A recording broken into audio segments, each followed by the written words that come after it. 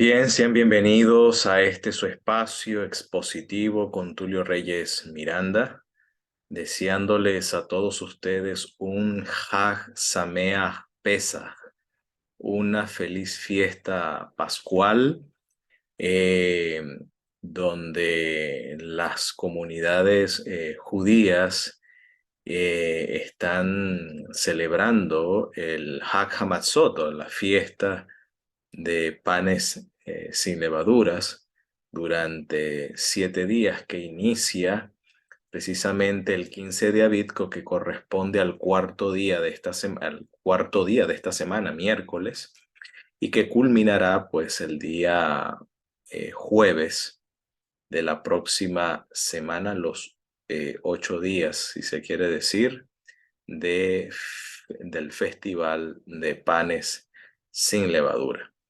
Y por lo tanto, en la parashá de esta semana, interrumpimos el comentario de Levíticos debido a que este Shabbat es un Shabbat especial donde se toma en cuenta el estudio relacionado con el tema pascual o con el tema de la Pascua en el ambiente festivo en la que en este caso nos encontramos. Así que la parashat la retomaremos el próximo Shabbat, Bezrat Hashem, con la ayuda del Eterno.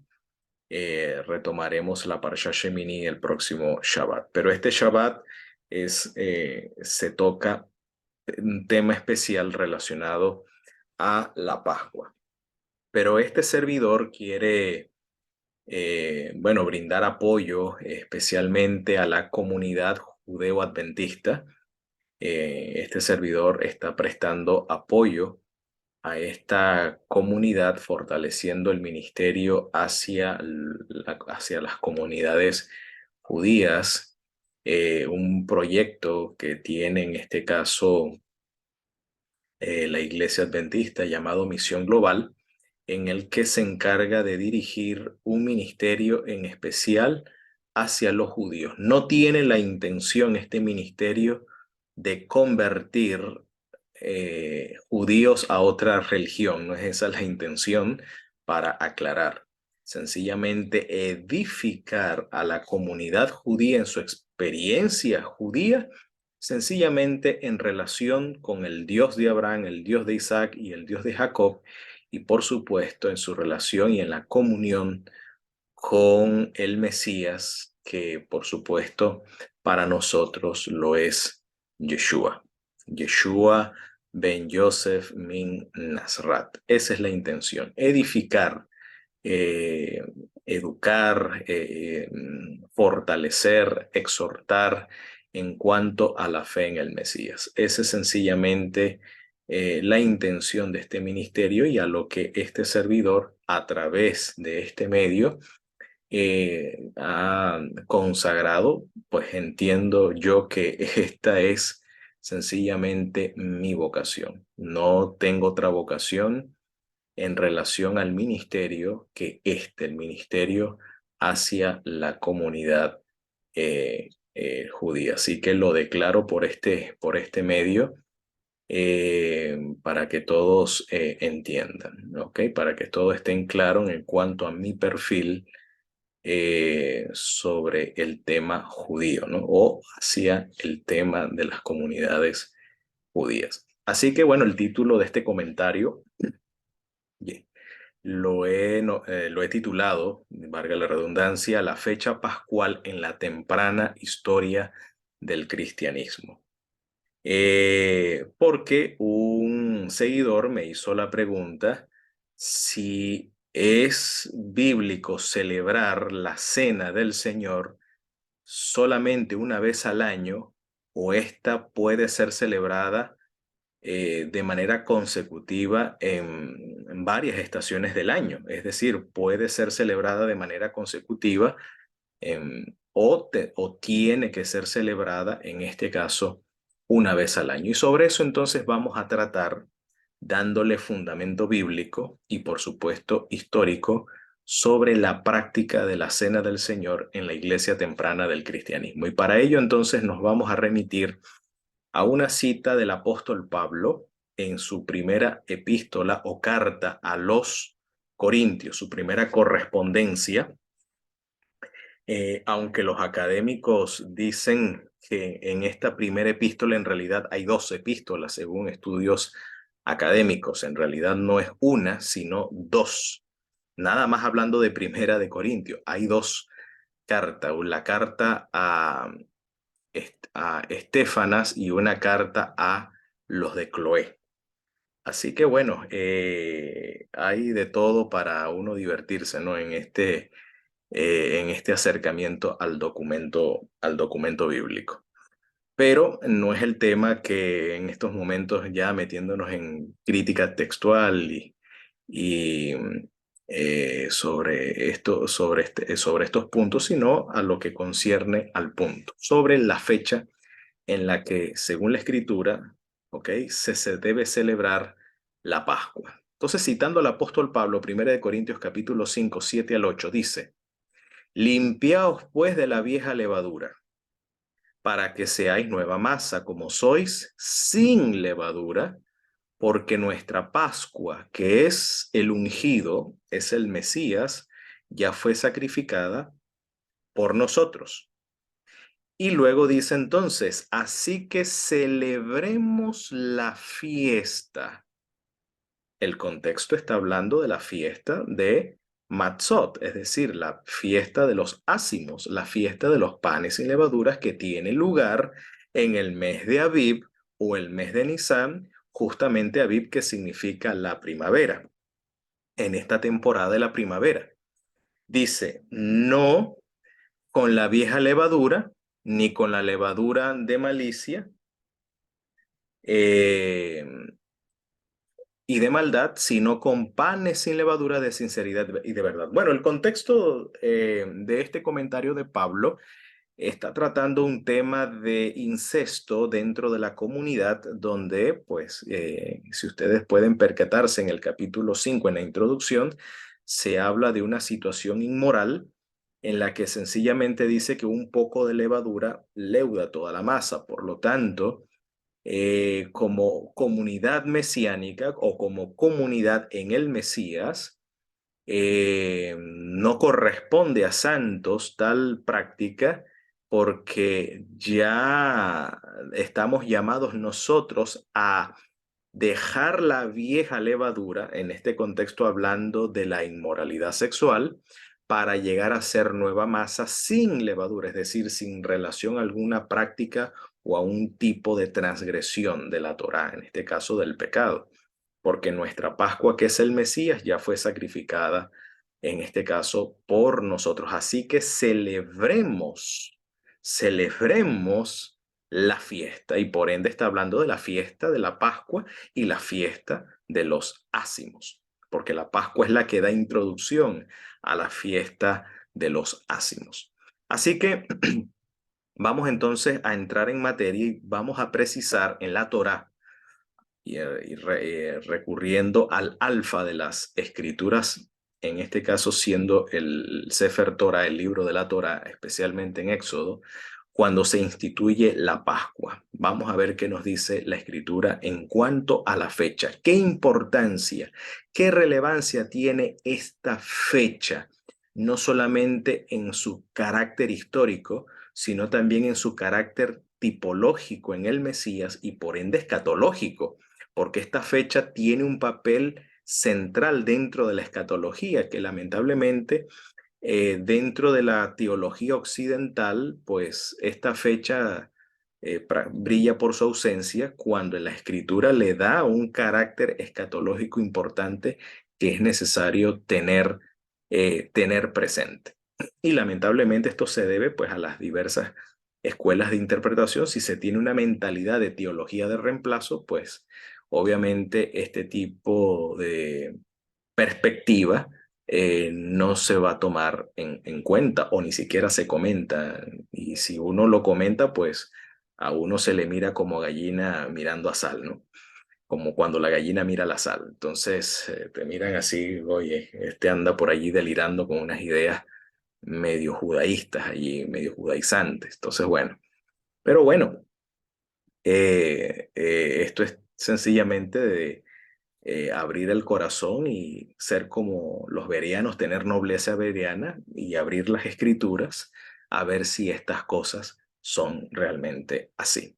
Así que bueno, Éxodo capítulo 12, en el versículo 25 al 27 dice lo siguiente. Aquí el Eterno da la instrucción respecto, está precisamente el Eterno revelando estas instrucciones al profeta Moshe sobre cómo el pueblo debe llevar a cabo la ceremonia de la comida pascual, porque ya el pueblo va de salida, va a salir de Egipto y va a marchar hacia la tierra prometida. Entonces el Eterno da esta instrucción: cuando entren en la tierra, cuando entren en la tierra de Canaán, en la tierra que el Eterno les prometió y les juró a Abraham, a Isaac y a Jacob, cuando entren en la tierra que el Señor ha prometido darles, seguirán celebrando esta. En realidad en el hebreo dice seguirán festejando, festejando esta ceremonia. En realidad la palabra hebrea allí es, como ahí señalé, la palabra abodá.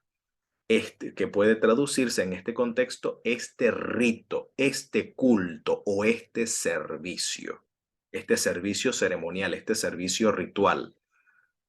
Entonces sus hijos preguntarán, ¿qué significa esta abodá? Y ustedes contestarán. Noten que la celebración pascual tiene una función pedagógica, tiene una función digamos, educacional, si se quiere decir, a favor de la familia hebrea. De esta manera se mantiene la tradición sobre la Pascua y sobre el evento salvífico e histórico relacionado o que une, nos conecta con el Señor y por supuesto con un pueblo que participa de esta acción salvífica de parte del Señor, que dice: y ustedes contestarán, es el sacrificio de la Pascua del Señor, porque en él pasó de largo. En realidad la palabra pasaj, el verbo pasaj, significa brincó, porque el Señor brincó las casas de los israelitas en Egipto. Y aunque hirió de muerte a los egipcios, dice, a nuestras casas, a nuestras familias, él libró. Él, en este caso, salvó. Por lo tanto, en el versículo 14 señala de manera puntual el día, la fecha. Y esto es una mitzvah, es un precepto, es un mandamiento. ¿Ok? Esto es un mandamiento. Así como tenemos en la Torá mandamientos como de estos animales no vas a comer, de estos vas a comer, devolver el décimo, ¿ok? De nuestros ingresos. Es decir, en la Torá hay un conjunto de preceptos que no forman parte del decálogo, aunque sus principios está implícito el decálogo, ¿ok? Implícito, pero no explícito. eh, También esto es una mitzvah que está aquí dentro de la Torah. Y por lo tanto, si esto es una mitzvah, la transgresión a esta mitzvah es pecado, porque así dice la Escritura. Pecado es transgresión de la Torah. No es solamente transgresión del decálogo, es transgresión de toda la revelación dada y contenida en la Torah.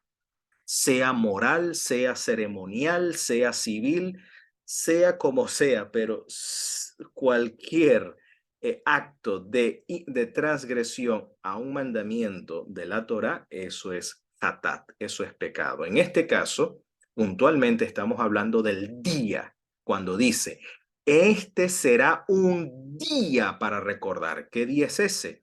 El contexto del capítulo 12 está hablando del 15 de Nisan.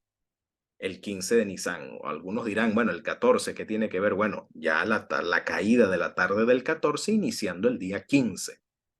Entonces, este será un día para recordar, es un memorial, el 15 de Aviv, el 15 de Nisan. 15 de Aviv dentro del calendario judío, no del calendario greco-romano, establecido por el Papa Gregorio VII, que es el calendario que Occidente, por el cual seguía Occidente, así que todo el Occidente celebra el Año Nuevo y celebran la Navidad basado en la tradición papal de Gregorio VII. En este caso, como creyente en la Escritura, seguimos el calendario bíblico. Y el calendario bíblico nos dice que el 15 de Aviv es un día para recordar. ¿Y en qué momento se recuerda? ¿O cuántas veces se debe este día conmemorar? Dice, cada año, de generación en generación, deberán celebrarlo, mejor dicho, festejarlo, es lo que dice el texto hebreo. Deberán festejarlo como un Haj, ¿ok? Como un Haj le Adonai, como un Haj para el Señor. Esta es una Hukat Olam, es decir, un decreto que tiene un tiempo que es indefinido, un tiempo que está escondido, un tiempo que está oculto. Y de hecho, esto es un decreto oculto, porque la palabra hebrea olam, que entre sus abanicos semánticos puede significar eternidad, puede significar incluso mundo, universo también significa oculto, pues la raíz etimológica de la palabra olam es la palabra neelam y significa lo que está escondido. Por tanto, este decreto esconde un misterio, esconde un secreto, que posteriormente este secreto sería mostrado y sería dado a conocer, sería revelado como Pablo habla por allá en Colosenses, al decir el misterio que estuvo escondido desde antes de los siglos, ¿ok? Que es precisamente el Mashiach, la esperanza de gloria. Así que entonces este día que aquí la Torá consagra como memorial y que este día debe ser festejado cada año en la fecha que la Torá dice, esto está establecido por el Señor como un decreto que contiene un secreto que está oculto. Ese es el punto. Y que a su debido tiempo, este secreto sería en este caso manifestado. Ahora bien, el pueblo de Israel, según Éxodo capítulo 12, versículo 40 al 42, nos señala algo interesante también. Dice, el pueblo de Israel había vivido 430 años en Egipto. De hecho, se vuelve a mencionar el día, fue precisamente el día, Yom en hebreo, el día, Gemera en griego, fue precisamente el día en que se cumplían los 430 años que toda esa gran multitud del Señor salió de Egipto. En un día Israel sale de Egipto, un día específico, y que ese día debe, de acuerdo al versículo anterior que ya leímos, debe ser festejado cada año como memorial. Luego dice, esa misma noche, 15 de Nisan, en luna llena, el Señor cumplió su promesa de sacar a su pueblo de la tierra de Egipto. Así que esa noche le pertenece a Él y por eso todos los israelitas deberán conmemorarla cada año de generación en generación. Así que esto es una mitzvah, es un mandamiento, es un precepto. Violentar y transgredir el precepto, entonces sería hataj, es considerado pecado, transgresión de la Torá. Así que esto estamos tratando aquí con un mandamiento de la Torá. Entonces dice, esa misma noche el Señor cumplió su promesa. ¿Dónde estaba la promesa entonces que en ese día 15 de Aviv el Señor sacaría a su pueblo de Egipto? Porque ese día era el día 15.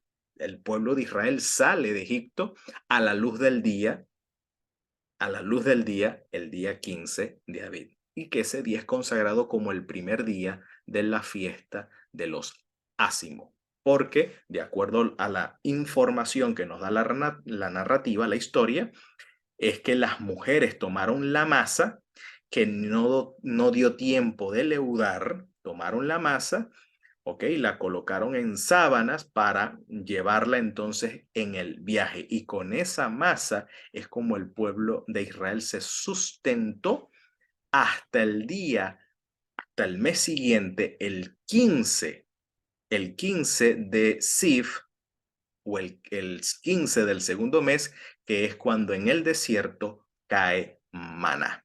Así que durante ese periodo de tiempo, Israel fue sustentado, en este caso, con panes ácimos o con panes sin levadura, solamente comiendo eso, no comiendo otro alimento, solamente eso, aunque parece ser que hubo un momento en que el pueblo ya como que se aburrió de tanto matzá, de tanta pan sin levadura, y pidieron carne. Y bueno, el Señor les envió codorniz y luego al día siguiente les envió maná, el día 15 del segundo mes.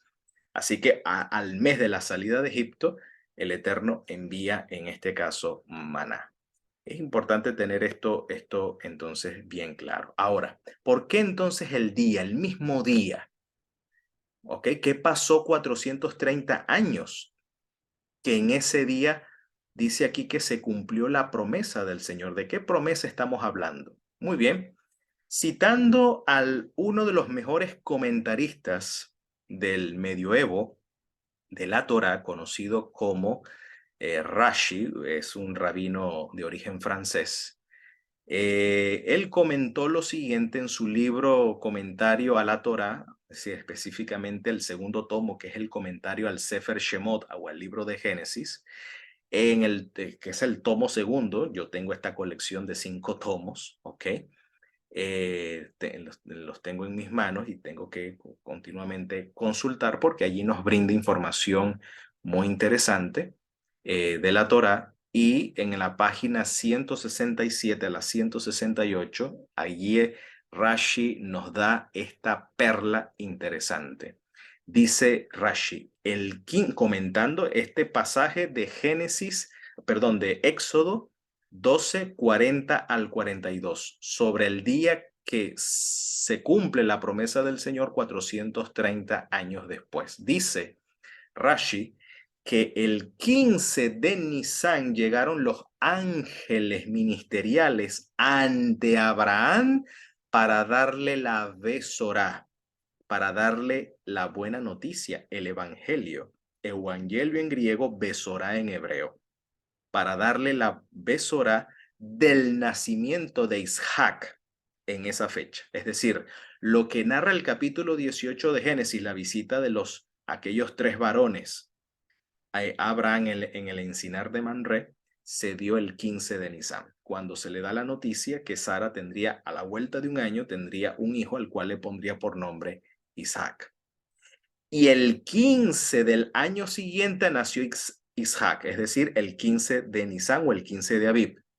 Y también nos revela aquí que el 15 de Nisan se promulgó el decreto divino concerniente al exilio que Dios había comunicado a Abraham en el pacto entre las partes, cuando dice que tu simiente será extranjera por 400 años, y al cumplirse el plazo de ese tiempo, entonces la nación que los esclavizaría, yo la juzgaría, y tu simiente saldría de esta nación con gran riqueza. Bueno, en Éxodo capítulo 12, versículo 40 dice, en ese mismo día Israel sale, 430 años después. Bueno, la diferencia estriba de esa cantidad de años. ¿Por qué dice allá en Génesis 15 400 años y aquí en Éxodo dice 430? Bueno, 400 años a partir del nacimiento de Isaac, pero 430 a partir del momento en que el Eterno revela este decreto allá en el Brit Hatebarim, es decir, en el pacto entre las partes en Génesis 15. Es decir, que 30 años después de ese pacto nace Isaac.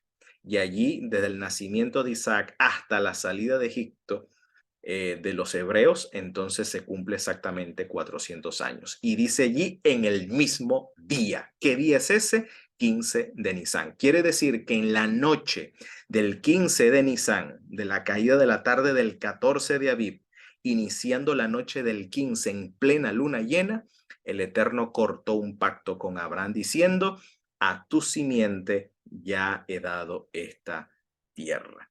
en la noche, en el día del, no sé, bueno, no tenemos información si fue en la noche o fue en el día, fue el momento en que nace Isaac. Y fue en un mediodía del 15 de Nisan, según esta información que nos ofrece Rashi, llegaron estos ángeles o estos varones celestiales a comunicar la buena noticia del nacimiento de Isaac, según la narrativa del capítulo 18 del libro de Génesis. Así que bueno, tenemos estos datos según este comentarista de la Torá Shebealpé, de la Torá que procede de la boca de la tradición oral, de la tradición rabínica, sobre la explicación de la importancia de conmemorar este día. Ahora bien, según el libro Los Jubileos, esto es un documento extra bíblico, ¿ok? Un documento que para algunos es considerado apócrifo, pero sin embargo es literatura judía y nos ofrece una información también interesante que nos dice en el capítulo 17, versículo 15 al 17, en relación a este día. Dice allí que en el séptimo septenario, recuerden que por eso el nombre de este documento, el libro de los jubileos, porque el comentarista hace un arreglo de los eventos bíblicos, de los ciertos episodios bíblicos, en el orden del ciclo, por así decirlo, del ciclo de cada 7 años. Eh, y de cada 50 años ocurre eventos importantes en la historia sagrada. Entonces, uno de ellos es el séptimo septenario, es decir, en un jubileo. En su primer año, dice en el primer mes, este mes es el mes de Abib, según el contexto, en este jubileo, el 12 de este mes, es decir, el día 12, no el 12, no es el mes 12, sino porque ya te está diciendo en el primer día del mes, en el día 12 del mes, que es el mes de Nisan o el mes de Abib, se dijo en los cielos de Abraham que era fiel en todo lo que se le ordenaba. Es decir, el tribunal celestial juzga a Abraham como un hombre fiel. Dios lo amaba, pues había sido fiel en la adversidad. Entonces llegó el príncipe Mastemá. ¿Quién es Mastemá? En el libro de Jubileo, Mastemá es lo que en la Tanaj hebrea se denomina Satán. Satán el adversario. De hecho, este comentario de Jubileo se inspira en el relato de Job. Porque noten, llega el príncipe Mastemá y dijo ante Dios, Abraham ama a su hijo Isaac y lo prefiere a todo. Dile que le ofrezca un holocausto sobre el altar y verás si cumple esta orden. Entonces allí sabrás si es fiel en todo tipo de prueba. Es decir, el príncipe Mastemá, que es el mismo Satán, lanza un desafío a Dios respecto a la fidelidad de Abraham. Que en realidad, bueno, hasta ahora sí, Abraham ha sido fiel, pero oye, ponle una prueba difícil para que veas que el hombre no va a estar a la altura, no va a estar a la altura de la prueba. Ponlo a prueba, pídele que ofrezca a su hijo y verás que él no estará dispuesto a cumplir esa orden. Así que sabía el Señor que Abraham era fiel en las tribulaciones, pues lo había probado en su tierra con la miseria, con aquel hambre que relata el capítulo 13. Lo había probado con riqueza de reyes, con respecto a aquel momento incómodo de la mujer de Abraham, de Sara, en relación con el rey de Egipto que le entregó una dote, ¿ok? Cuando le fue arrebatada con la circuncisión y con Ismael, ¿ok? Y su esclava Agar cuando tuvo que despedirlos. Eso fue una prueba para Abraham. La circuncisión fue una prueba para Abraham. Cuando su mujer le fue arrebatada por el rey de Egipto, que estuvo a punto de tomarla por mujer, fue una prueba para él. La hambruna en la tierra fue una prueba para Abraham. Entonces, o sea, siempre Abraham tuvo adversidades, tuvo obstáculos. En ningún momento Abraham claudicó o desmayó, en este caso, en su fidelidad al Eterno. Entonces dice aquí, en todo cuanto lo probó, lo halló fiel, sin que su espíritu se impacientara ni retrasara el cumplimiento de nada, pues era fiel amante de Dios. Es decir, la emuná de Abraham era una emuná shelema, una fe completa, una fe perfecta, perfeccionada, si se quiere decir, según lo que aquí Jubileos está comentando. Entonces dice, entonces luego continúa el relato, el Eterno pone a prueba, acepta el desafío de Satán, ¿ok? O en este caso de Mastema, como se llama aquí en Jubileos, acepta el desafío y lo pone a prueba. Y justamente vemos pues en el relato que Abraham sale a llevar a cabo el mandato del Eterno de ofrecer a su hijo. Aquí Abraham exhibe fidelidad entonces. Y justamente cuando Abraham iba a aplicar la shejitá, es decir, iba a degollar a su hijo, entonces la voz divina clama de la siguiente manera: no pongas tu mano sobre el niño, ni le hagas nada. Ahora sé que eres temeroso del Señor, pues no me has negado a tu hijo, tu primogénito. Y dice que en ese momento, cuando el Señor declara eso, el príncipe Mastema quedó confundido. Quedó confundido, no se esperaba, pues Satán quedó frustrado en su intención de que Abraham claudicara de obedecer al Señor o de hacer según el pedido del Señor, y pues Mastema quedó derrotado en este sentido. Así que Abraham alzó sus ojos y vio un carnero enredado por los cuernos en la espesura.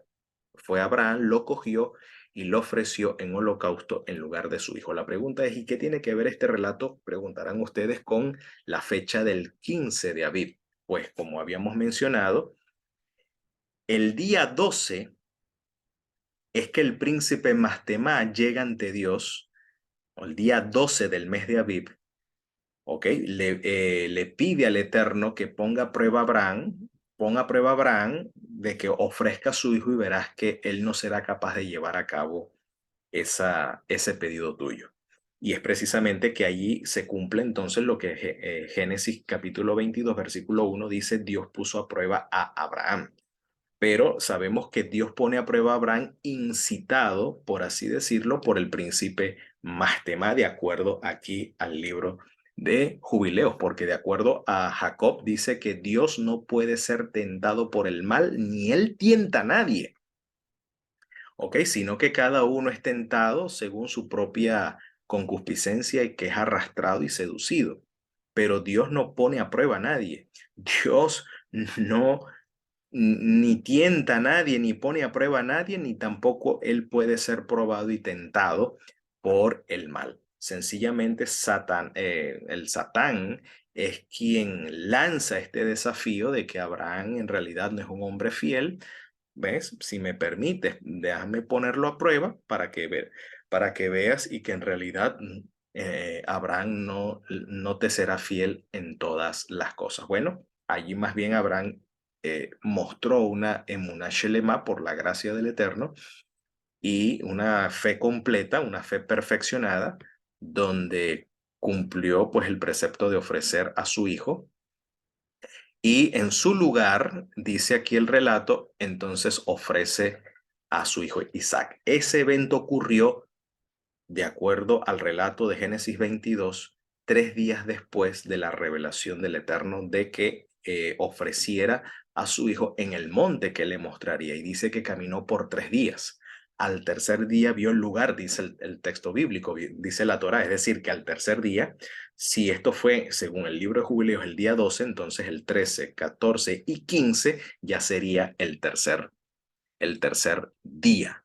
Entonces el tercer día aquí es el 15 de Aviv.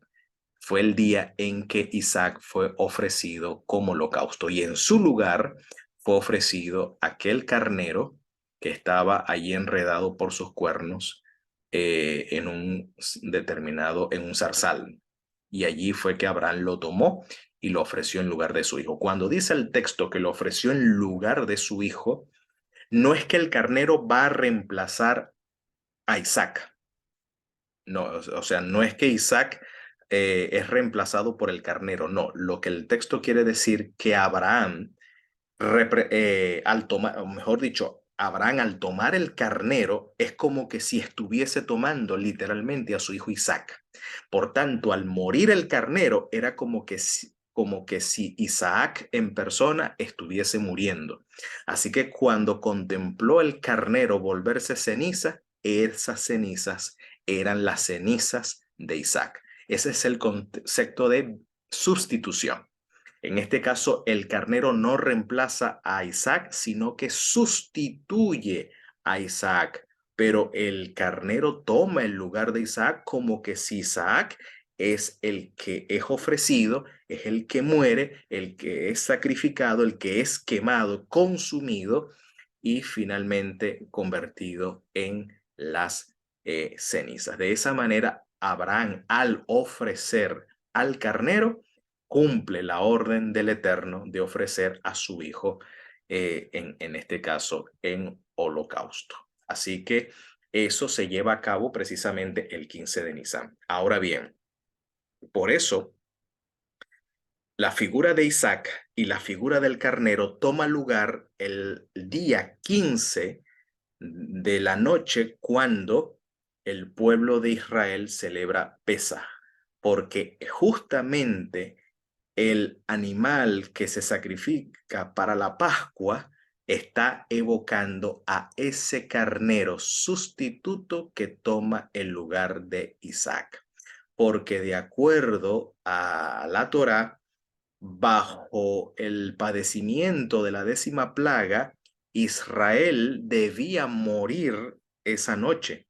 Sin embargo, en esa noche, por el mérito del carnero o del animal de la cría añal que se ofrece, y cuya sangre va a marcar las casas para indicar al Eterno cuáles serían las casas que de verdad se apropian de la promesa del Señor y quienes no, y por eso el Eterno al ver la señal en las casas no dejaría entrar, de acuerdo al versículo 23 de Éxodo capítulo 12, no dejaría entrar al destructor.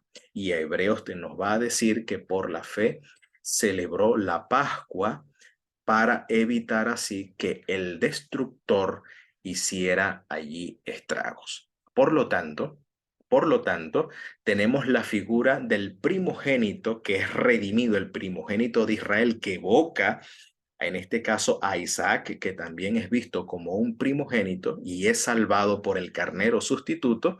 Igualmente tenemos entonces la figura de un cordero o la figura de una cría de un año que evoca aquel carnero sustituto que es ofrecido en lugar de Isaac. Por lo tanto, la celebración pascual viene siendo como un cumplimiento de aquel evento o como un memorial al mismo tiempo de aquel evento que ocurrió allí en el monte Moria en relación a Abraham y en relación a Isaac. Isaac, que también por la fe se ofrece de manera voluntaria en dar su vida, no ofrece resistencia ante Abraham, pero por otro lado también vemos al carnero que toma su lugar y este es ofrecido para que el primogénito de Abraham no muera, sino que este, en este caso, pueda seguir viviendo. Lo mismo que ocurre en este caso en el escenario de la Pascua. Ahora, en esa fecha, el 15 de Aviv, por supuesto, tendrá lugar otro evento importante que tiene que ver con la pasión, con la muerte, en este caso, de nuestro Salvador, Yeshua ben Yosef min Nasrat, allí en la tarde del 14 de Aviv y la tarde del 15 de Aviv, cuando el pueblo celebra la Pascua y Yeshua descansa en el sepulcro luego de haber ofrecido su vida en rescate en lugar de muchos. Así que hay una conexión interesante sobre el tema de la fecha pascual. Entonces, el pueblo de Israel sale de Egipto día 15 de Aviv en la misma fecha en que el Eterno había cortado un pacto con Abraham en luna llena, en una noche también del 15 de Abib. Y en el mismo día Israel sale de Egipto cuando Isaac fue también al mismo tiempo ofrecido en el mismo día como holocausto, y un carnero viene a reemplazar y viene en este caso a sustituir la muerte de Isaac, en este caso para evocar o para anunciar la futura redención que a través del Cordero Pascual, pues iba a redimir la vida de los hebreos, y que también a través del Mesías, en una fecha posterior, su vida sería ofrecida para redención, en lugar de muchos, para redención de toda la especie humana. Ahora bien, siguiendo con la línea, con este orden de ideas sobre el día 15 de Aviv, de acuerdo al evangelista Juan en el capítulo 13, versículo 4 al 5, se nos dice que Yeshua padece como Cordero Pascual, como víctima pascual, precisamente en una fecha que antecede a la celebración pascual. Dice en el capítulo 13, versículo 1, antes de la celebración de la Pascua. Antes de la celebración de la Pascua, Yeshua tiene una cena. Dice en el versículo 2, era la hora de cenar. De acuerdo al versículo 2 y de acuerdo al versículo 4 y 5, dice, así que se levantó de la mesa, ¿ok?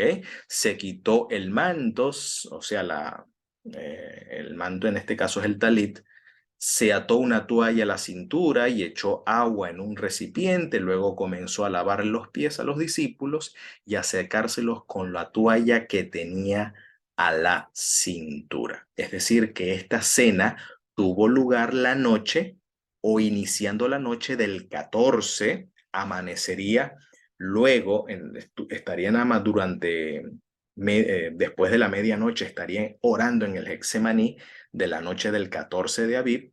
Luego es apresado, es atado y es llevado ante el concilio, ante el Sanedrín, en la madrugada, ¿ok? Y luego es enjuiciado por Pilatos en la mañana del 14 de Aviv, para luego entonces ser crucificado, ¿ok? Allí en el Gulgaltá, o en el monte de la calavera, o el monte del cráneo, donde allí finalmente es crucificado y allí muere precisamente en el atardecer, cuando el pueblo judío estaba en los preparativos para la celebración de la Pascua. Es decir, allí Yeshua muere precisamente como figura del Cordero Pascual. De hecho, Juan, el evangelista Juan, nos relata o nos brinda una información más precisa y más fidedigna respecto a la fecha de los eventos que tuvieron que ver con la última pasión de nuestro Salvador. Por ejemplo, en Juan 18:28 se nos dice el juicio de Jesús ante Cayafa, o Caifás, como se conoce en Occidente, pero su nombre es Cayafa, terminó cerca del amanecer, más o menos 5:30, ya despuntando el alba, en ese entonces, cerca del amanecer. Ya Yeshua es juzgado ante el Sanedrín, ante el concilio. De allí lo llevaron a la residencia oficial del gobernador romano, Poncio Pilatos. Dice, sus acusadores no entraron porque de haberlo hecho, se habrían contaminado y no hubieran podido celebrar la Pascua. Noten, quiere decir que estos oficiales todavía no habían celebrado Pascua, pero entonces nos queda la inquietud. Entonces, ¿qué cena era esa la que tomó Jesús? Porque Jesús tomó una cena, de acuerdo a los evangelios sinópticos que llevamos a leer, participa de una cena pascual, pero vemos que aquí el resto del pueblo estaba apenas en los preparativos para celebrar la Pascua. Entonces aquí tenemos nos deja aquí una disyuntiva que necesitamos en este caso conciliar y resolver. Ahora, pero Juan nos da la fecha cierta, es decir, que la pasión de Jesús tuvo lugar, o la pasión de Yeshua tuvo lugar exactamente el 14 de Aviv, antes antes de la celebración de la cena pascual, cuando el pueblo estaba en esos preparativos. Fíjense, otro detalle que nos ofrece Juan. Juan 19:31 dice, era el día de la preparación. La palabra griega preparación es paraskeue, o paraskeue. Y esta palabra paraskeue, preparación, tiene que ver con el sexto día de la semana, es decir, la preparación para el Shabbat del séptimo día de la semana. Por eso dice entonces, era el día de la preparación de la paraskeue. Y los líderes judíos no querían que los cuerpos permanecieran allí colgados el día siguiente, que era el día de descanso. En el griego dice, era el gemera sabbatú, es decir, el día sábado. Noten, y este sábado, y aquí tengo que hacer la aclaración, este sábado no se refiere al sábado ceremonial del 15 de Nisan, porque aunque ciertamente ese sábado era el séptimo día, y ese sábado, como dice a continuación, era uno muy especial porque al mismo tiempo coincidía con la Pascua, entonces le pidieron a Pilato que los mandara a quebrarle las piernas a los crucificados para apresurarles la muerte. Así podían bajar los cuerpos. Entonces el pueblo estaba en preparación no solamente de la Pascua, estaba en preparación del Shabbat. Así que el pueblo tenía premura para no tener actividades prohibidas en Shabbat. Entonces el pueblo tenía premura en los preparativos, por eso se le dice este día de hecho sea de paso, la palabra paraskeue se emplea solamente para los actos preparativos para el día de sábado. O sea, no para la preparación pascual, sino para la preparación del Shabbat. Pero como ese Shabbat coincidía con la Pascua, pues mucho más, porque la Pascua requiere asar el cordero, o sea, se requiere un protocolo, un preparativo que ya antes de iniciar las horas sagradas, ya la cena para comer la Pascua ya debe estar ya todo listo y todo preparado. Y es importante aclarar esto. Así que la cronología que nos ofrece Juan es la cronología más precisa, más contundente y, por así decirlo, más completa en este hecho. O sea, Yeshua muere en el atardecer del 14 de Nisan. El 15 de Abib, cuando llega la noche del 15 de Abib, donde el pueblo come la Pascua, ya Yeshua descansa en el sepulcro. Esto es importante. Ahora, esta narrativa que nos ofrece Juan parece ahora contradecir con la información que nos ofrecen los sinópticos, porque noten lo que nos dice ahora los sinópticos, comenzando con Mateo 26, versículo 17.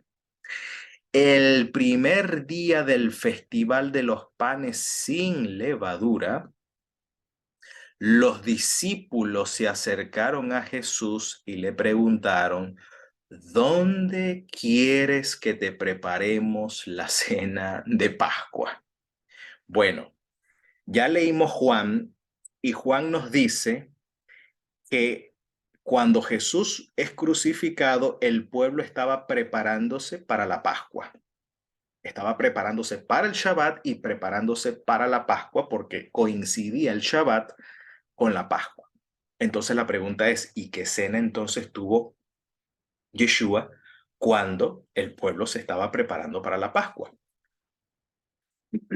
Ahora, Mateo nos dice que cuando Yeshua o cuando los discípulos le preguntan a Yeshua, ¿dónde quieres que preparemos la Pascua? Según la información del evangelista, ese día era el primer día del Festival de los Panes sin Levadura. Es decir, ese día sería el 14 en este caso el 14 de Abib. En este caso coincidiría con el 14 de Abib. Pero de acuerdo a Juan, ya el 14 de Abib, ya Yeshua había celebrado, en este caso, la Pascua. Pero ahora, aquí hay una contradicción en cuanto a la fecha. Porque según Mateo, llega el 14 de Abib, el primer día ¿por qué el primer día si la Torá dice que es el 15? Y ¿Por qué yo digo que es el 14? Lo que pasa es que hay una mitzvah en la Torá que dice que cuando se sacrifique el cordero de Pesaj en la noche del 14 o en el atardecer del 14, ya por lo menos la casa o las habitaciones de los hebreos ya debe haberse desalojado la levadura. Por lo tanto, no debe haber levadura. Y ese primer acto de sacar la levadura pertenece al festival de panes sin levadura. Porque para comer el pan sin levadura, primero hay que sacar la levadura y luego entonces participar del Cordero Pascual con pan sin levadura. Así que esa actividad de eliminar la levadura forma parte del festival de los panes ácimos. Por eso se dice aquí el evangelista el primer día, en este caso del festival de los panes sin levadura. Pero aquí entra una contradicción, porque según aquí lo que está comentando el evangelista, esto debió haber ocurrido el día 14. Pero Juan nos dice que ya el día 14 ya Yeshua estaba cenado y ya Yeshua más bien estaba siendo enjuiciado tanto por el Sanedrín judío al igual que los romanos. Así que aquí tenemos una contradicción. ¿Ok? Y que necesitamos en este caso resolver. Marcos capítulo 14, versículo 12 nos dice lo mismo, solo que nos especifica algo extra. Cuando dice el primer día del festival de los panes sin levadura, igual como dice Mateo, pero aquí Marco nos da una información extra. Cuando se sacrifica el Cordero de la Pascua. ¿Cuándo se sacrifica el Cordero de la Pascua? Al atardecer del día 14. Así que al atardecer de día 14, de acuerdo a Marcos, es el primer día del Festival de los Panes sin Levaduras, como vengo explicando. Porque para sacrificar el cordero de la Pascua, en los hogares se debió haber ya sacado la levadura. Y por lo tanto, esa ceremonia forma parte del festival. Y allí los discípulos de Jesús le preguntan dónde quiere que vayamos a preparar la cena de Pascua. Es decir, según esta información, Yeshua tuvo con sus discípulos una cena pascual. Pero Juan nos dice que cuando Yeshua tuvo la cena pascual, todavía el pueblo, y cuando todavía el pueblo no estaba celebrando por lo general la Pascua. Entonces, ¿será que Yeshua la adelantó? Pero adelantar la Pascua es incurrir en transgresión de la Torá porque está celebrando la Pascua en una fecha imprecisa, no en la precisada por la Torá que ya hemos leído en la Torá. El día para conmemorar es precisamente el 15 de Aviv, no un día antes. Ahora, Lucas también nos dice lo mismo.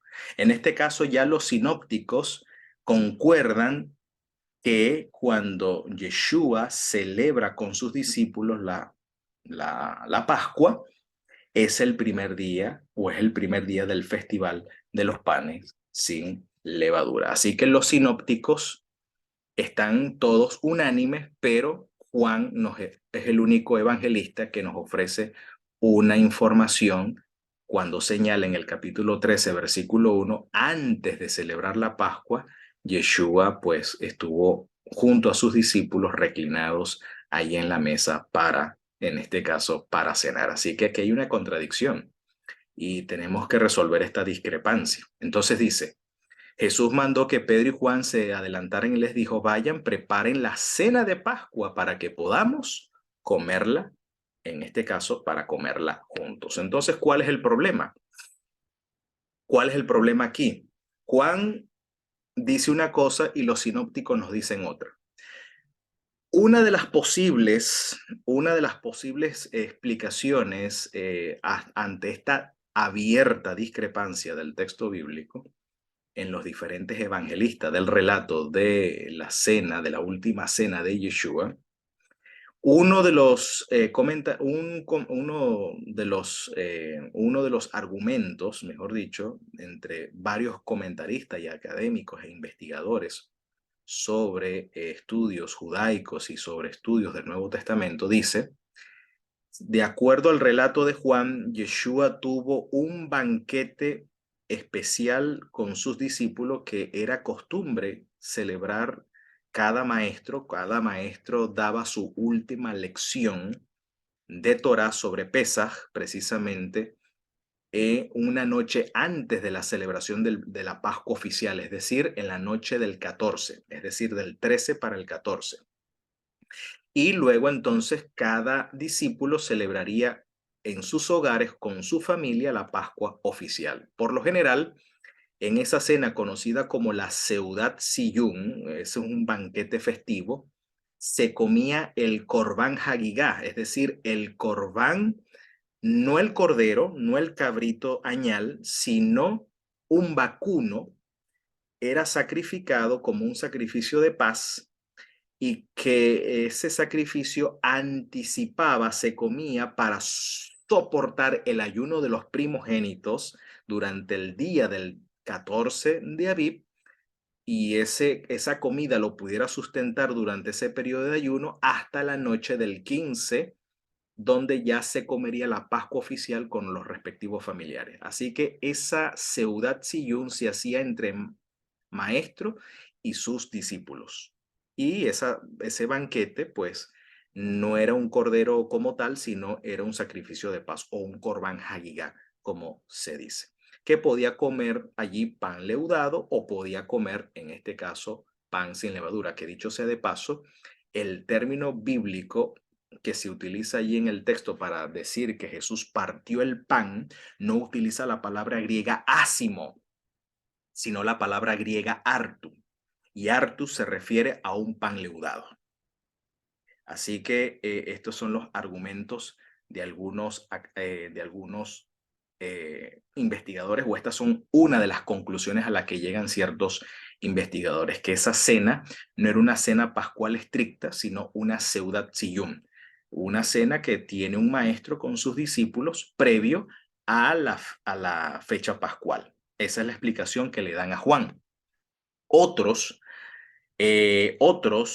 documentados por la información que ofrece la tradición rabínica es que posiblemente en ese año se pudo haber dado una disputa en precisar cuál era el día de la luna nueva para el mes de Aviv. Es decir, que un grupo llega a una conclusión y otro grupo llega a otra conclusión en cuanto a precisar el novilunio o el primer día del mes de Aviv. Por lo tanto, algunos investigadores sugieren que posiblemente la casta saducea, es decir, los sacerdotes del templo, dictaminaron una fecha que es la que en este caso Juan está precisando. Es decir, que la Pascua que se iba a celebrar según el evangelista Juan era la fecha marcada por los saduceos. Pero la fecha que aquí indican los sinópticos es la fecha marcada por los fariseos. Parece ser que hubo una disputa entre saduceos y fariseos en dictaminar cuál sería el primer día del mes de Aviv, porque se guiaban por la luna. Entonces los fariseos se adelantaron un día y los saduceos dictaminaron el día siguiente. Entonces, por eso pudiera esto resolver la aparente discrepancia que hay entre los evangelistas sinópticos y en este caso el Evangelio de Juan. Así que según los sinópticos, al parecer, se está basando en el conteo de los fariseos, que tuvo una fecha, y que Juan se está basando en el conteo de los saduceos, que tiene una fecha posterior, y eso pudiera solventar la aparente discrepancia que encuentra en estos relatos. Pero el punto es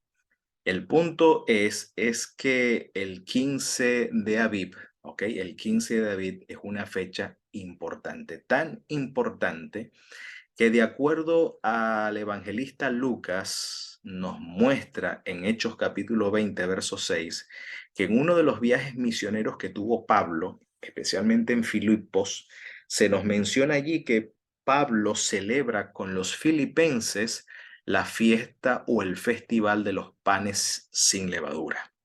Dice allí, nosotros, mejor dicho, pasado los días de los panes sin levadura, los días de los ácimos, dice en griego, el de los panes inleudos, dice, navegamos de Filipos y en 5 días nos reunimos con ellos en Troas, donde nos quedamos 7 días, que precisamente esos 7 días es el día en que dura la celebración de la fiesta de los panes ácimos o los panes sin levadura.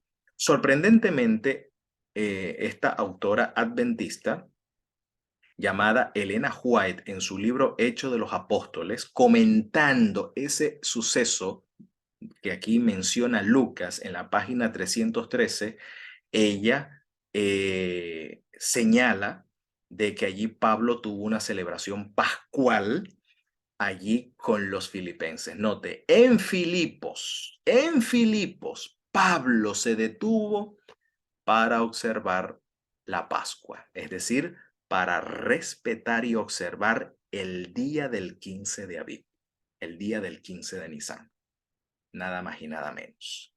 Solo Lucas quedó con él.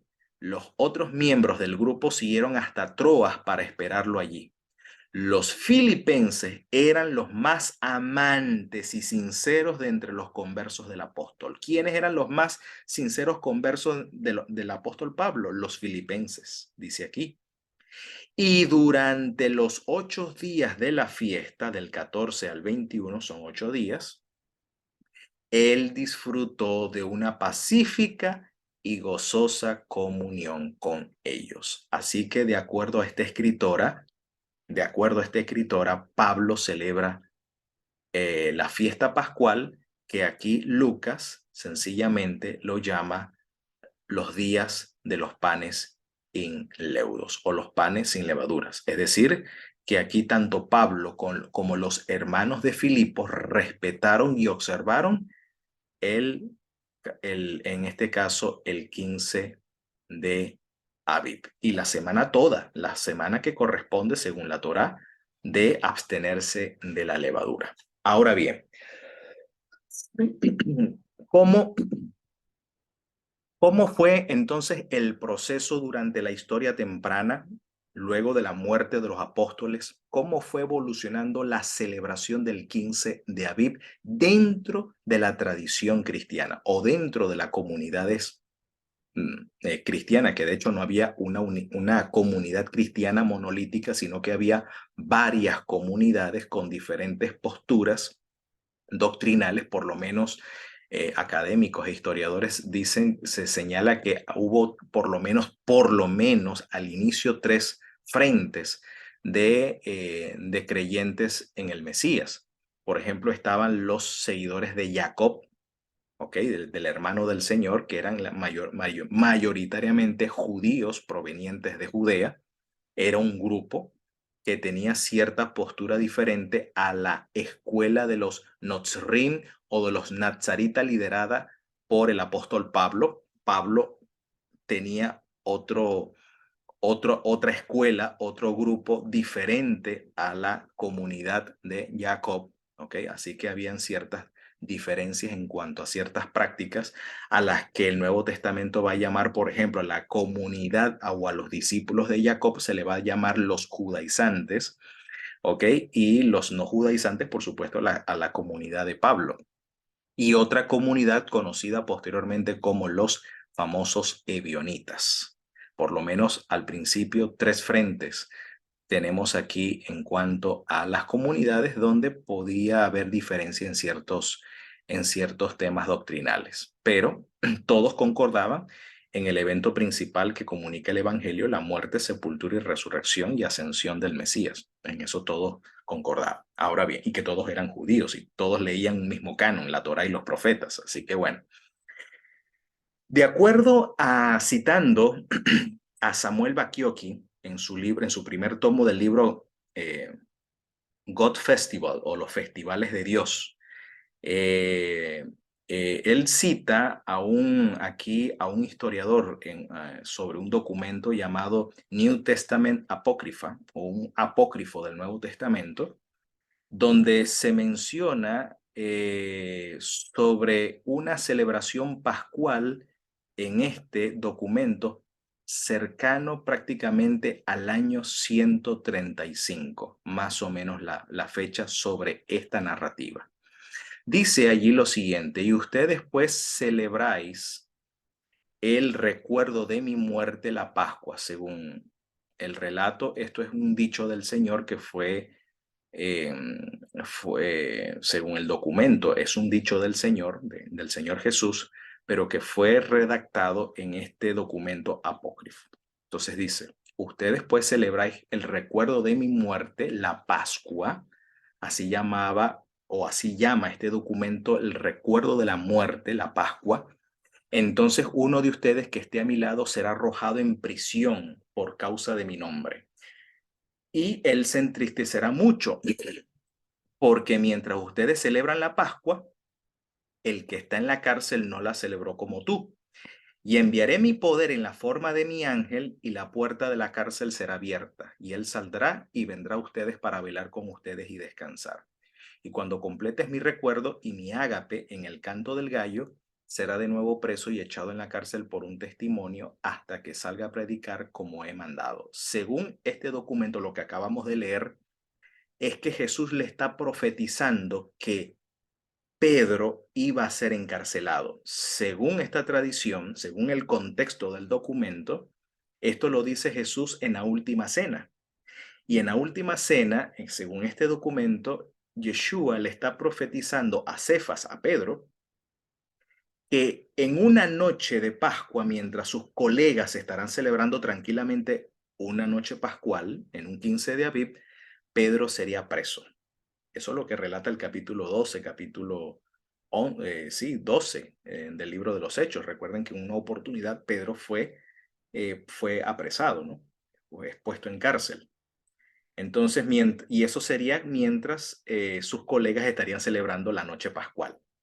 Pero el Eterno, es decir, Pedro experimentaría la redención pascual al ser sacado de la cárcel y él nuevamente pondríase en contacto con sus hermanos y celebraría junto con ellos la Pascua. Eso es lo que el relato en este caso está comentando. Es decir, este apócrifo narra esa supuesta predicción. No sabemos si esto es cierto, lo dijo el Señor o no, pero bueno, es una información que está allí, que lo que le sucedió a Pedro, según el relato de Hechos 12, que fue puesto preso, esa captura de Pedro y puesto en la cárcel fue en un 15 de Nisan. Y que el Señor envió un ángel a liberarlo de la cárcel, a sacarlo de la cárcel. Esa liberación ocurrió en luna llena, en la noche del 15 de Nisan, y llega allá a casa, ¿ok? De algunos discípulos cuando el ángel lo libera. Llega a casa y los hermanos estaban orando, dice que estaban orando e intercediendo por Pedro, pero al mismo tiempo estaban celebrando la Pascua. Así que hubo una liberación, un acto redentor allí en esa noche del 15 de Aviv. Eso es lo que en este caso el documento aquí está resaltando. Pero a lo que sí aquí vamos a entrar en calor es sobre la controversia pascual, que esto muy poco se comenta en los púlpitos cristianos o muy poco se estudia a nivel occidental sobre la famosa controversia pascual que hubo entre Policarpo de Esmirna y el papa o el obispo de Roma llamado Aniceto. Bueno, según la historia, ya entre el año 140 al año 145, a 155, quien estaba al frente de Roma, como obispo de Roma, era el obispo San Pío I. Se le dice San porque, bueno, en la tradición católica este hombre fue canonizado. Así que quien es un santo, es un mediador, por así decirlo, un patrono. Así que San Pío I, obispo de Roma, quien por todas las causas expuestas, él fue quien tomó la iniciativa de modificar la fecha pascual judía del 14 de Nisan. ¿Ok? Fue este señor, San Pío I, en ese año 140-155. Así que esto nos lleva a la conclusión de que todos los cristianos del mundo, vayan, googleen, pueden buscar a la historia, documentarse en la historia, quién fue este señor y qué tuvo que ver, qué influencia tuvo este señor en relación a la fecha pascual. Que todo el mundo, las congregaciones de Asia y de Oriente, todas celebraban la cena del Señor, ¿ok? O conmemoraban la muerte del Señor en la misma Pascua judía, en la misma fecha de la Pascua judía. Así que esto nos lleva a la conclusión de que todos los cristianos del mundo celebraban la fecha pascual judía hasta que Pío I decretó este cambio. Y fue en Roma donde estratégicamente durante el siglo II se produciría una reforma constante para apartarse del judaísmo. En vez del Shabbat cambiaron el domingo, en vez del 14 de Nisan, entonces comenzaron todo a mudar para el día domingo. Ahí se formó entonces una comunidad dominical, tanto de reposo como de la fecha de la muerte del Señor. Pero el sucesor de Pío I en el 155 fue Aniceto, quien comenzó una labor de expansión y difusión de la nueva fecha pascual por todas las congregaciones cristianas. Así que Aniceto comenzó a darle marketing y publicidad a lo que Pío I había propuesto al inicio. Sin embargo, frente a Aniceto, primero, se levanta el obispo de Asia, llamado Policarpo de Esmirna. Recuerden que Esmirna es una de las iglesias que aparecen en el Apocalipsis. Así que para esa época, 155-166, el líder de esa comunidad se llama Policarpo. Y Policarpo entra en disputa contra Aniceto referente a la fecha pascual. Así que eso es historia.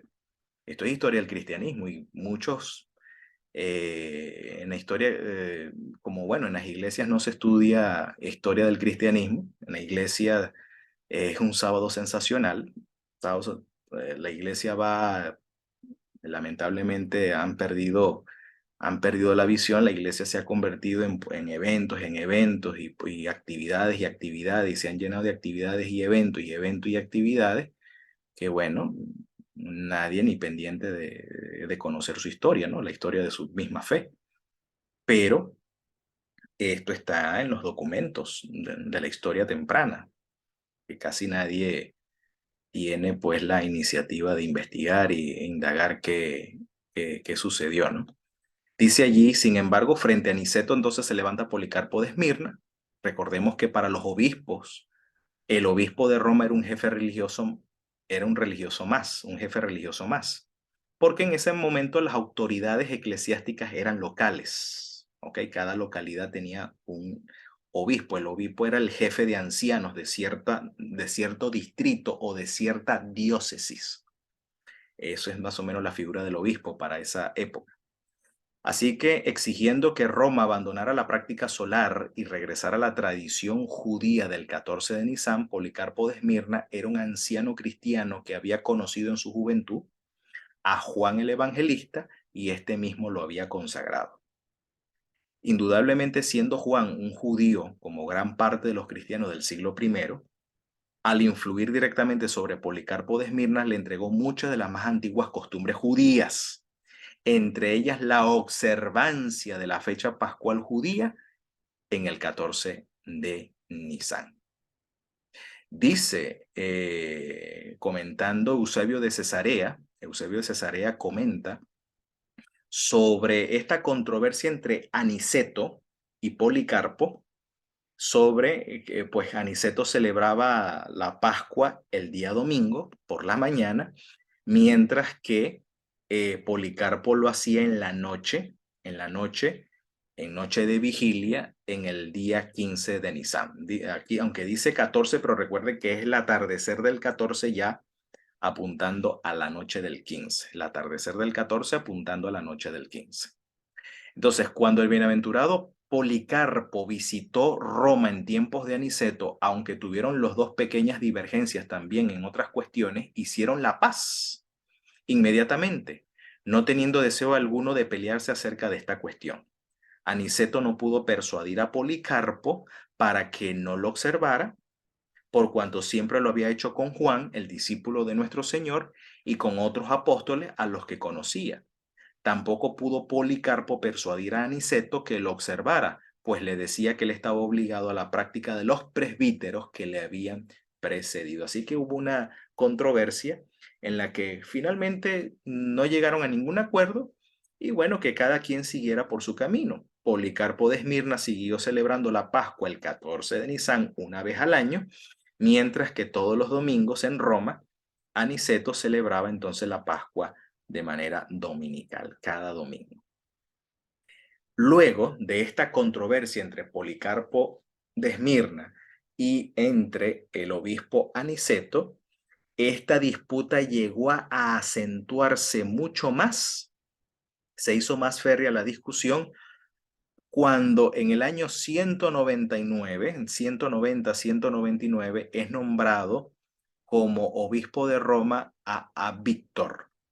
Y por ende, en Asia Menor, en Siria, o en Éfeso, mejor dicho, quien estaba al frente de esas comunidades era un judío o un judeo cristiano llamado Polícrates, que de hecho eh, pertenecía a la familia judía y era creyente en Yeshua, y hubo una controversia entre ellos donde pues Polícrates se le para enfrente porque ya Víctor estaba demandando, exigiendo y forzando la libertad de conciencia de todos los cristianos, que quien no se someta a su veredicto pues era, era acusado de excomunión de la iglesia.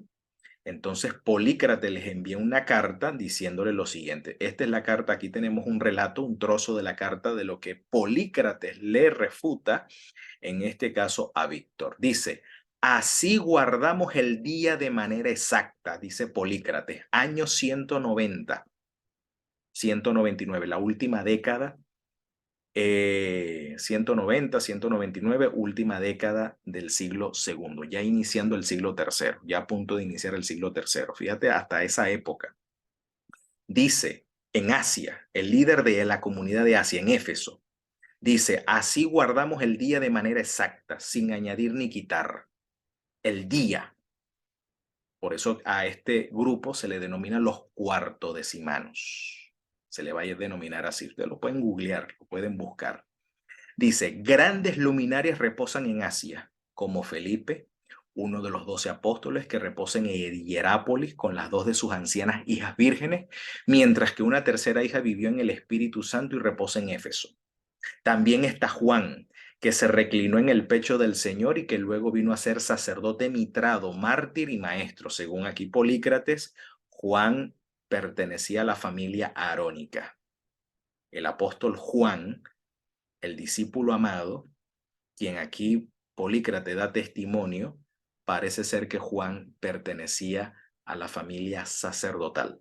Por eso que él es el único, cuando Jesús fue juzgado allí en el Sanedrín, allí en el templo, él era el único apóstol que pudo entrar. Pedro se quedó afuera y Juan entró para estar siempre allí pendiente, informado sobre el paradero del juicio de su Señor. ¿Por qué? Porque era, dice el evangelista, era conocido por el sumo sacerdote, o sea, pertenecía al grupo de los sacerdotes. Así que todos estos guardaron el 14º día del mes como el comienzo de la fiesta, sin desviarse y en conformidad al evangelio. Imagínate. Y también yo, Polícrates, el menor de todos ustedes, vivo según la tradición según la tradición de mis parientes, o sea, parientes judíos, algunos de los cuales he seguido. 7 de ellos fueron obispos y yo soy el octavo. Y mis parientes siempre han observado el día cuando el pueblo echaba la levadura fuera. Es decir, que estas comunidades, al igual que los judíos, por 7 días eliminaban productos leudados, no se comía levadura, no se comía leudado, no se tenía en las casas productos leudados durante 7 días y se comía solamente pan sin levadura. Y estamos hablando de comunidades judeo-cristianas, ¿ok? A finales del siglo II. Todavía estamos hablando a finales del siglo II. Entonces dice Polícrates, por tanto, no temo las amenazas, porque mejores hombres y yo han dicho debemos obedecer a Dios antes que a los hombres. Esa era la posición firme de parte de Polícrates y de las comunidades de Asia frente a las amenazas de Víctor, que exigía a todas las comunidades someterse al dictamen de celebrar la Pascua cada domingo. Y pues Polícrates se resistió, y con todos aquellos que siguieron esta tradición, y fueron excomulgados de la comunión cristiana. Y se le llegaron a denominar los cuartodecimanos, de manera despectiva. Pero vemos que hasta finales del siglo segundo se observaba en las comunidades cristianas, por lo menos en las comunidades cristianas más antiguas, como las de Asia, en este caso Éfeso, que fue fundada esta comunidad por el apóstol Pablo, y que ya para finales del siglo segundo estaba bajo el liderazgo de Polícrates, que era un judío. Ellos guardan íntegramente el 14, la fecha del 14 de Nisan, como establece en este caso la Torá. Así que y tenemos mucho más testimonios de la historia. Por ejemplo, había la costumbre de que cada vez que se celebraba la Cena del Señor, se saludaban con el famoso Maranata, ¿ok? Señalando de que esa fecha del 15 de Nisan tiene un carácter escatológico. Es decir, citando al libro Joaquín Jeremías, en su libro La Última Cena, recomiendo que puedan descargar ese documento y puedan informarse allí y documentarse sobre un estudio bien académico, un estudio bien profundo sobre el tema de la Última Cena. Él relata en ese libro, Joaquín Jeremías, que la celebración pascual, por lo menos en la historia temprana de la iglesia, la celebración pascual entre los cuartodecimanos e igualmente en las comunidades judeo-cristianas se realizaba del modo siguiente. Esta era la costumbre, según relata Joaquín Jeremías. Y así incluso el escritor adventista llamado, que ya murió, ya descansa en el Señor, eh, Samuel Bakioki, en su libro God's Festival. Pueden consultar allí, está en inglés, pero pueden googlear por Google Traductor y pueden allí verificar la información, y es similar a la que aquí se ofrece. Él ofrece unos datos históricos muy importantes, donde dice que mientras los judíos celebraban su cena de Pascua la noche del 14 al 15 de Nisan, en la noche, la comunidad cristiana, por un lado, guardaba ayuno expiatorio por Israel, es decir, en esa noche se ayunaba. Se ayunaba, y en segundo lugar, se leía y comentaba Éxodo 12. Este dato histórico lo relata la homilia pascual de Melitón de Sardes, año 166, la década del 166, por ahí, 160, 170. Homilia pascual de Melitón de Sardes. Relata esta homilia que en esa noche del 14 al 15 de Nisan la comunidad cristiana guardaba ayuno, se ayunaba en ese momento. Y después de medianoche, a eso de las 3 de la mañana, se interrumpía el ayuno con la celebración de la Cena del Señor, o del llamado ágape y Eucaristía. Ágape significa la fiesta del amor.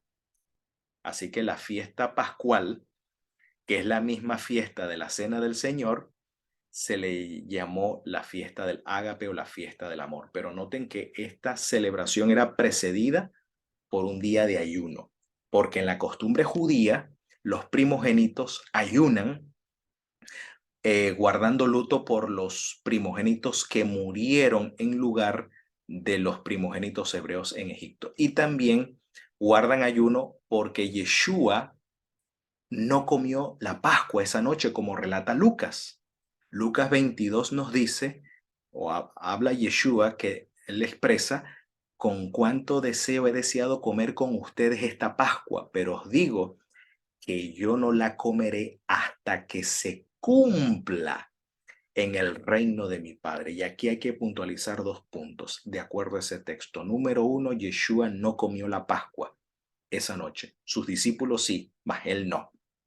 Y número dos, la fecha del 15 de Nisan tiene tiene un factor escatológico importante, dando a entender de que la parusía o la presencia corporal del Señor y la instauración del reino se daría en una fecha, en la del 15 de Nisan. Por tanto, todos los cristianos de aquella época, o los judeos cristianos de aquella época, esperaban la parusía o la presencia corporal del Señor en las nubes para la fecha del 15 de Aviv. Por eso se le llama, de acuerdo a Joaquín Jeremías, citando su libro La Última Cena en la página 131 a la 132, nos dice que la hora insólita de esta celebración muestra ya cuál era el contenido de la Pascua cristiana primitiva.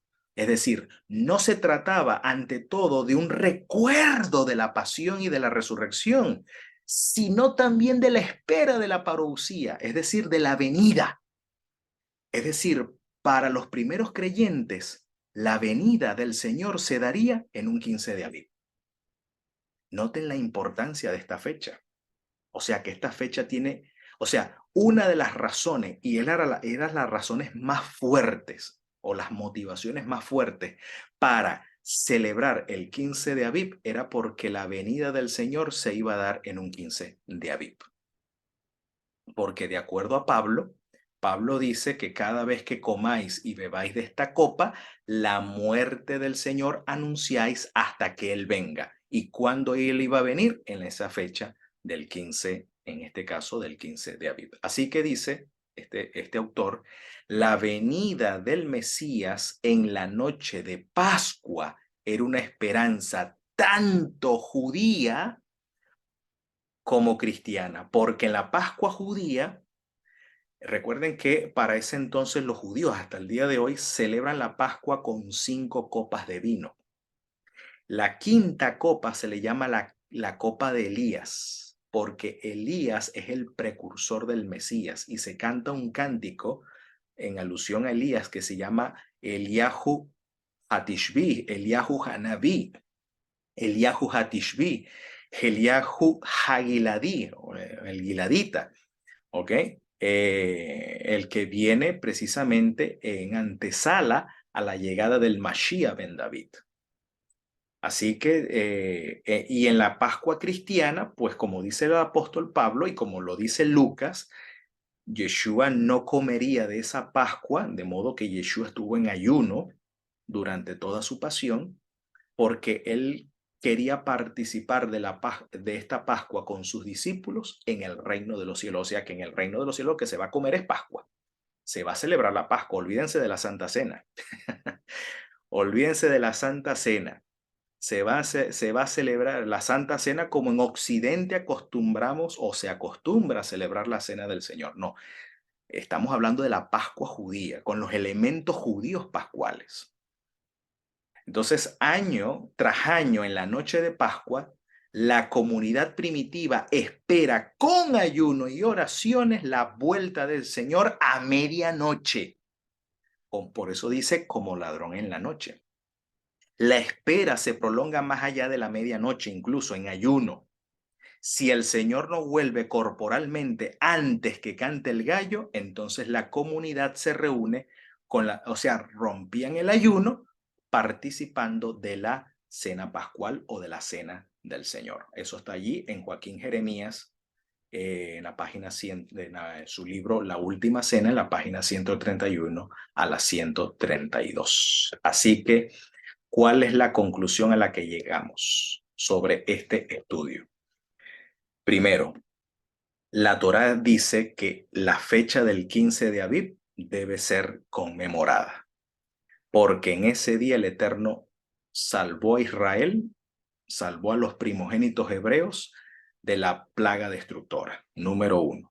Número 2, en esa fecha pascual, el Eterno había cortado ya previamente un pacto con Abraham en la misma fecha, 15 de Aviv, en luna llena en la noche del 15 de Aviv, disculpen la redundancia. También en esa fecha Isaac es ofrecido en holocausto y toma su lugar un carnero que alude, como dice Yeshua en Yohanan 8:56, Abraham había de ver, Abraham se alegró de ver mi día y este se gozó. ¿Ok? Y este se gozó porque vio al Mesías allí representado en el carnero que muere y toma el lugar, en este caso, de Isaac. Número 3, Yeshua muere en esa fecha, ¿ok? Y en esa misma fecha, en su última noche de cena con sus discípulos, él no participa de la cena, él ayuna, pero él les revela, Yeshua les revela que él no comería de esa Pascua hasta que se cumpliría en el reino de los cielos. De allí entonces, según la versión de Lucas, entonces ya la Pascua tiene un carácter escatológico, de modo que esa fecha sería la fecha en la que el Mesías se manifestaría corporalmente a su pueblo. Por lo tanto, el 15 de Nisan no dejó de ser celebrado por la historia temprana de los judeocristianos porque en esa fecha esperaban la venida del Señor. Ahora bien, con todo respeto, con todo respeto y sin ánimos de controversia, pero tenemos que ser honestos, los únicos que atinan en celebrar esta fecha se llama la Watchtower, los Testigos de Jehová, hablando en el ámbito cristiano y por supuesto los católicos y por supuesto las tradiciones más antiguas. En este caso, aquí yo que resido en Portugal, a, a, en esta fecha los católicos están conmemorando el evento de la Pasión del Señor y se le llama la fiesta de Pascua. ¿Okay? Yo no he escuchado otro nombre, se le llama la fiesta de Pascua. Y también celebran también en este caso el Pentecostés. Así que en ese aspecto, estas denominaciones conmemoran estos eventos. Quizás no coinciden exactamente en la fecha judía, pero por lo menos hay un interés en celebrar, en este caso, esta fecha importante que en ese caso la Torá sí respalda. Como bueno, nadie es perfecto, aquí yo creo que todos tenemos cola que nos pise, así que, pero si queremos ser el pueblo que guarda los mandamientos de Dios, pues tenemos que estar enterados sobre estos temas y sobre estos asuntos. Y los otros son los testigos de Jehová, que ellos fielmente la noche del 14 o el atardecer, o a veces el anochecer, que en algunas oportunidades yo he tenido la oportunidad de celebrar con ellos la Cena del Señor, aunque uno no participa de los emblemas, solamente los 144.000 escogidos participan de los emblemas según su interpretación, esa es su interpretación y se respeta su manera de leer la escritura, aunque yo pueda diferir de este, pero ellos celebran la fecha, ellos lo hacen en la fecha indicada. Entonces, en conclusión, yo no tendría problemas, esta es la opinión de este servidor y usted es libre para diferir conmigo porque yo no pretendo ser la ipsísima verba, ¿ok? No pretendo ser palabra final e infalible sobre el tema, pero no tengo problema de que se celebre la Cena del Señor en diferentes momentos del año. Lo que sí pienso, y esto está de acuerdo a la escritura, la fecha que no debe faltar y no debe ser ignorada es el 15 de Aviv, porque ya tenemos testimonio en la historia temprana que esta fecha fue respetada y fue conmemorada y fue observada por fieles, en este caso creyentes, entre esos Polícrates, el obispo de Esmirna, Policarpo de Esmirna, Polícrates allá en Éfeso. Tenemos estas luminarias, ¿ok? Como fieles testigos de esta realidad sobre esta fecha importante del 15 de Nisan. El 15 de Nisan, como dice la Torá, debe ser observado en este caso, cada año. Ahora, pero ya debemos ver el 15 de Nisan bajo una perspectiva escatológica, porque de acuerdo a la misma escritura, como ya hemos señalado, Los cristianos, los creyentes, tienen su esperanza puesta en la venida del Señor para esa misma fecha. De hecho, es la fecha de la redención. Este mes se le llama el mes de la redención, el mes de la Geulá. Ahora bien, Ellen White, esta autora adventista, su libro Conflicto de los Siglos, en la página 619 al 620, tratando el capítulo que lleva por título La liberación del pueblo de Dios. Noten esta cita espectacular. Esta cita debe ser digerida con ayuno y oración para que esto pueda ser bien digerido. Y creo que esta cita corrobora todo lo que nosotros, corrobora el orden de ideas que hemos venido aquí presentando. Dice ella, el pueblo de Dios, está hablando en el contexto del tiempo de angustia. El pueblo de Dios, algunos en la celda de las cárceles, otros escondidos en ignorados escondrijos de bosques y montañas, invocan aún la protección divina, mientras que por todas partes compañías de hombres armados, instigados por legiones de ángeles malos, se disponen a emprender la obra de muerte.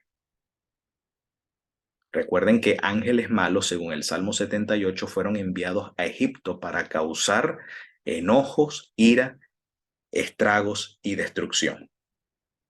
Ángeles malos, Salmo 78. Pueden ir al Salmo 78, verificar que fueron Malachim Raim, ángeles malignos, fueron enviados para causar estragos con la última plaga o con las plagas sobre Egipto. Y los que pudieron ser protegidos es aquellos que se acobijaron bajo la instrucción del Señor en el hecho de colocar la sangre en las mesosot de las puertas de los hogares. Esa figura aparece también en Apocalipsis 7, el sellamiento de los 144,000.